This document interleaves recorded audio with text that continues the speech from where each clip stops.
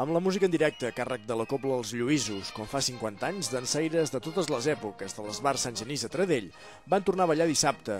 A l'escenari del casal Can Costa i Font hi van pujar 113 dansaires d'entre 13 i 75 anys per ballar peces entre les que hi havia aquesta estrena, el ball de coques de Prades, el galop de panderetes amb més de 30 persones dalt l'escenari o la dansa del balatori cantada en directe. A la mitja part va arribar el moment més emotiu. Es va fer un reconeixement als fundadors de l'Esbart.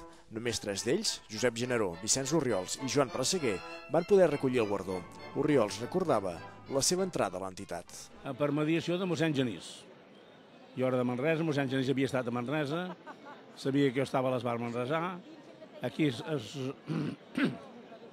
Aquí la cosa s'organitzava i em va dir hauries de venir per donar un cop de mà.